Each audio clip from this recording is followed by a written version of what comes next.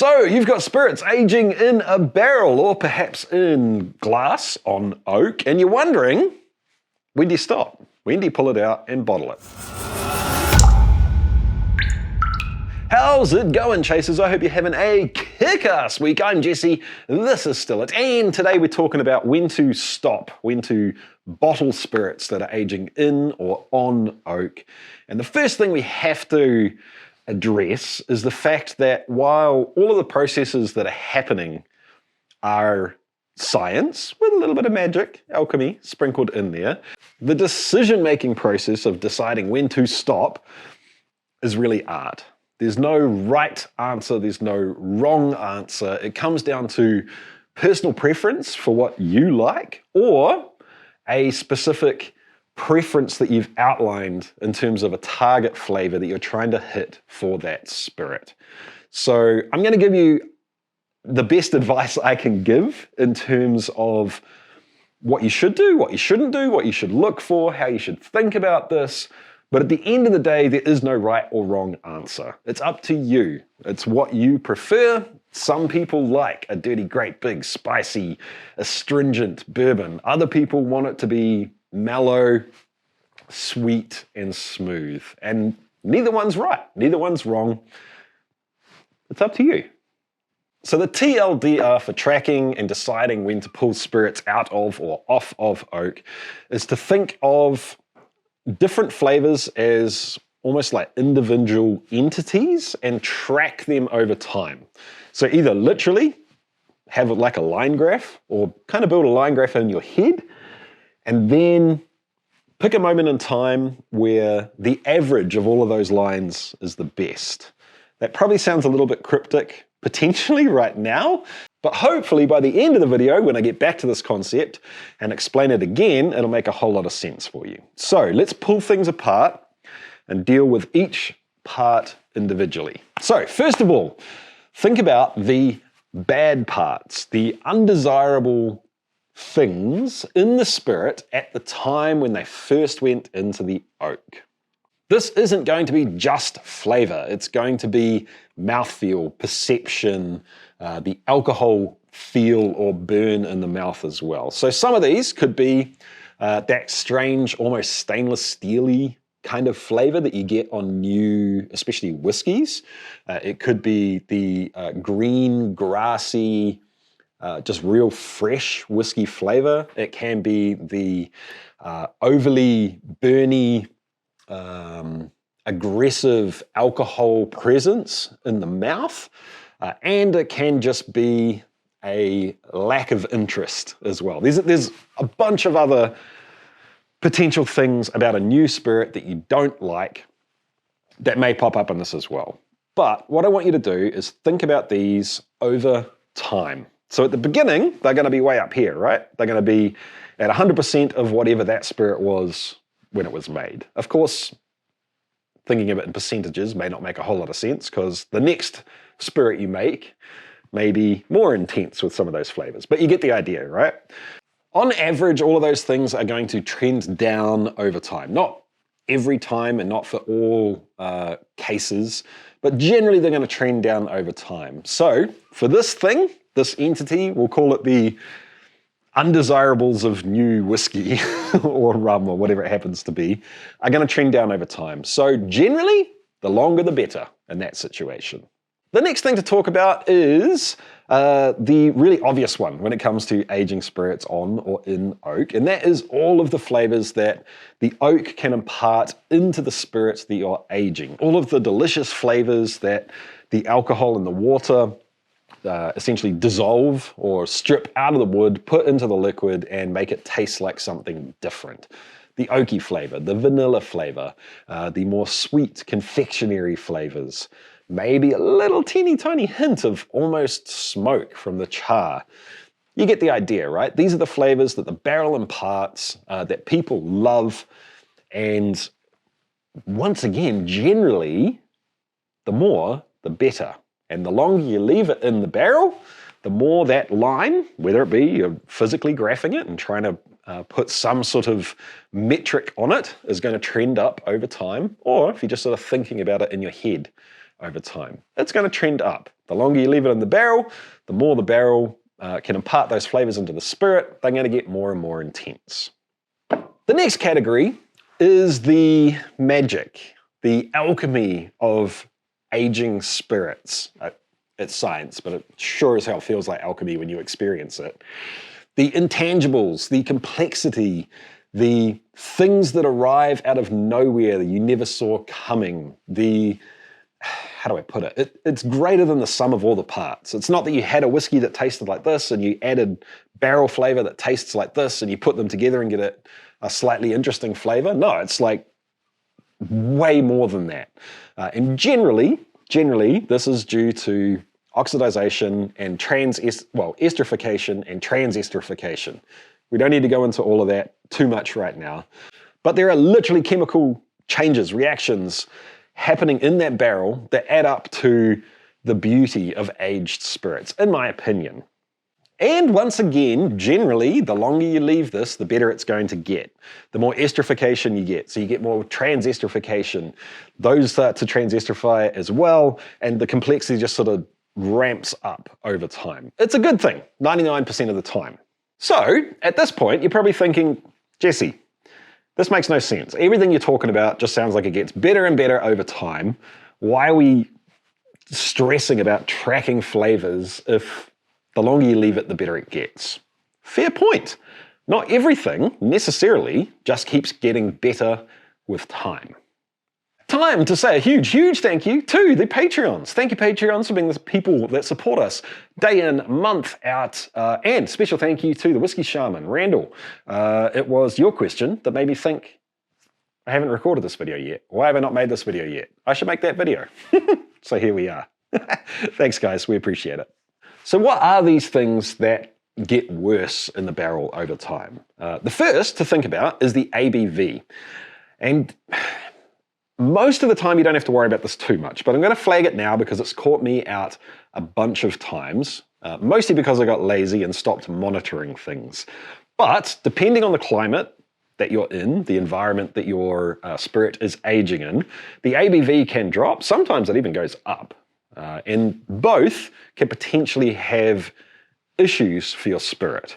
If the ABV drops too low, I'm not exactly sure what happens, but it just ends up tasting wrong. It seems to get kind of acidic, flabby, and can sometimes develop some really strange characteristics. So it is good to monitor the ABV of the barrel as it's dropping. Anything above 45%, you're probably okay, but just keep in mind once you start getting down to around about that number, probably more like 43%, you can potentially start to see flavors creep in that aren't so nice. On the flip side, if the ABV is creeping up, you might start to notice different flavors being pulled out of the wood. Alcohol and water are the two solvents that are dissolving things, stripping things out of the barrel, and alcohol and water are going to strip different flavors out of that barrel. I'm not going to go into it entirely right now, but generally the lower the ABV in the barrel, the more kind of barrel candy, sweet, vanilla kind of flavors you get out of it to a point. And generally, the higher the ABV, the more intense spice, pepper, astringency kind of characters you're going to get out of the barrel. Neither of those things are specifically a bad thing.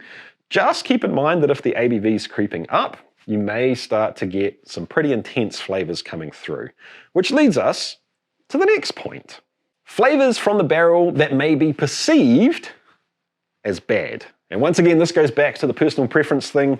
Like to be honest, I like spirits on both ends of this. I like a sweet, smooth, kind of sugary bourbon.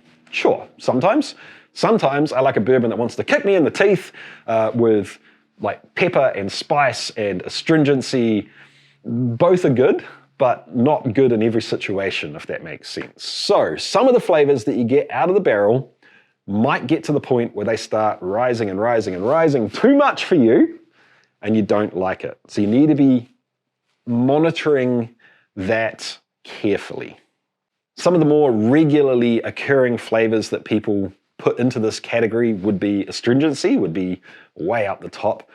Pepper Black pepper, not so much chili, and even some of the kind of cinnamony, nutmeggy, baking spice characteristics. Sometimes people don't like those so much, or it might just not be what you're aiming for. So you need to track them as they're increasing, just so you know what's going on at this stage. The last category we need to talk about in terms of bad things coming from the barrel is just weirdness. And it's hard to describe this because you never quite know if it's going to show up and how it's going to show up. So for example, this barrel here, the Love Child that's been sitting here for quite a while now, this has a weird kind of boiled cabbage, grassy, vegetal stock flavor in it. Weird, right? Bizarre. I still don't really know where that came from, but it's in there. The Whiskey Shaman experienced something pretty similar to this. He asked a question on Patreon not long ago, and he was getting a grassy, I think kind of grassy hay-like flavor and a full-on barnyard effect coming through in one of his barrels. You just don't know what these things are going to throw at you sometimes, and the only way to get your head around them and to figure out what is best to do is, once again, to track that flavor over time.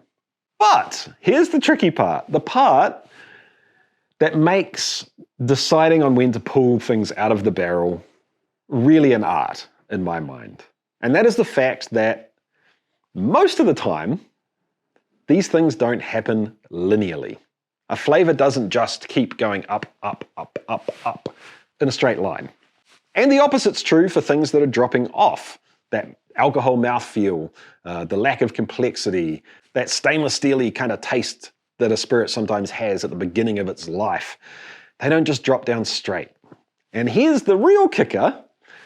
Sometimes flavors go backwards. So a flavor might grow, and then suddenly it'll start disappearing, just to pop up and keep going up again later on. You never quite know what a barrel is going to do to you next. And that is why it's important to be tracking these flavors over time, understanding what's happening with any one aspect of that barrel over the last month, 2 months, 6 months, year. Tracking all of those flavors allows you to pick a moment in time where you think that spirit is as good as it can be.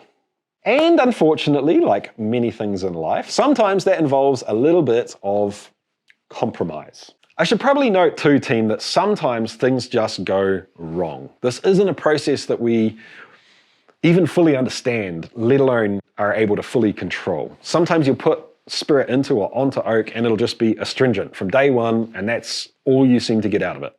Not good. Or peppery, or you get the idea, right? And in one sense, there's nothing we can do about that.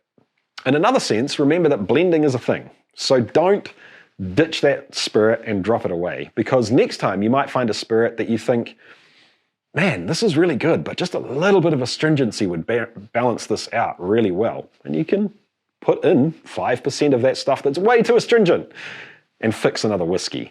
But in terms of fixing it from happening in the first place, I mean, the number one issue that I run into with people that ask me questions about this is oak.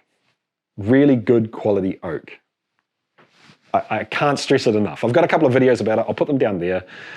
But the maturation sticks we get from Bad Motivator barrels, these ones, really good quality oak. And that's why that's all I use now. That and Bad Mo barrels, or other barrels like this. I've given up trying to get oak from a friend that got it on his farm, or from the furniture shop, or anything like that.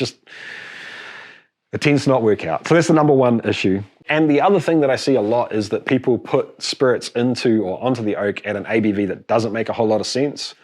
So much above like 63%, I would suggest, if you don't really know what you're doing, stay away from that. And definitely don't go below 45% for a spirit. Obviously, if you're doing beer or wine or cider or something, there's other options there. But standard spirit flavors, 45 to 65, 63%, that's the window you're looking for. So let's take a specific example, shall we? Let's talk about the Love Child. I've screwed this up. So let's talk about it. For the most part, everything in this barrel is trending on the direction that I want it to trend in. I've lost almost all of the undesirable flavors from the beginning of when it first went into the barrel. The one thing I'd like to clean up a little bit more is it's still just a tad too sharp, just a little bit. So either I need that alcohol to mellow out a little bit more, or I need some more kind of sweet flavors or body to come out of the barrel. I need those to trend up, or the sharpness of the spirit to trend down, one or the other. Honestly, I don't mind which. The flavors that are being imparted from the barrel taste wonderful. There is a really, really fun French oak characteristic to this that I love. It's not overpowering. I'm not getting any astringency. I'm not getting too much spice, so that's not coming into play yet. The problem is that cabbage flavor that I was talking about. And here's the thing, the cabbage flavor in this barrel definitely is not linear. Over time, it's trending down for sure. But when I hit winter, it's winter here right now, that cabbage flavor shoots back up again until summer, where it starts to drop. And it never shoots up quite to the point where it was at the last winter, and it always drops below where it was in the last summer. But over time, it will go up and down. So I actually did a video about this, saying that I needed to bottle this before it got cold. I didn't do it. So now that it is cold, unfortunately, I think my window is next summer. And that is a pretty standard issue to deal with on the commercial level as well. I know, especially for the guys in Texas, where they're dealing with giant temperature swings and pressure swings between summer and winter, or even, like week to week, if a big storm rolls in, the spirit in the barrel is going to change. And if you're not tracking that spirit over time, you may be completely thrown out by what you taste. You may taste something and freak out and think, oh, this is getting bad. I need to get out of the barrel quick. But if you've been tracking it over time, you're much more likely to have an understanding of whether that flavor is just going to swing and come back, or whether it is actually suddenly doing something quite extreme and it's just going to keep on going up. Here's another example. A corn-based spirit, basically a bourbon. I actually don't remember how long it's been in here for. Sorry, guys. This one is generally trending in the right direction. I'm liking everything it's doing. It's gotten better and better and better over time in terms of pretty much every metric that I can think about for it. But now the astringency is starting to pop out with it. So I have a decision to make. Do I want every metric that I care about to get a little bit better and for it to get a little bit more astringent as well? Or do I want to stop the process now and get it out before it gets too astringent? That's up to you. Some people might say it's already too astringent. I'm kind of on the borderline with this one. If it gets much more astringent, I'm definitely going to want to pull it out of there. I'm hoping that I can limp this one through to summer and get a little bit more complexity, a little bit more flavor out of it before I have to get it out of the jar. So, summing all of this up is both extremely simple and insanely complex. All you need to do is break down the spirit into every metric that you care about for that specific spirit. It can be aroma, it can be flavor, it can be mouthfeel, it can be things that are kind of none of those things, like astringency, which is, I guess, a mouthfeel? I don't know. What technically is astringency or sourness? I don't know. Break it down into all of those different things and track each one individually to see whether it's going up, going down, or fluctuating over time. The really complex part is trying to understand or project into the future and decide what might happen with any one of those things. And the other thing that's really complex is trying to imagine what the spirit will taste like, or what the experience of drinking that spirit will be like as things change over time, and trying to pick a moment in time where it all lines up to be as good as it can be. Unfortunately, I think it's one of those things where you just need to get some repetitions in to really understand it, or to get an idea of what's going to happen in the future. But I promise you guys, one thing you can do to make this way easier on yourself is take notes. Take lots and lots of notes. Anyway, I hope this has helped you out, team. I hope this demystifies it a little bit, and it probably just made it a whole lot more foggy in your brain at the same time, but I hope it helps out. I hope it gets you moving on the path forward to making better spirits and being more confident about the decisions you're making. I'll catch you next time, team. Keep chasing the craft. See ya.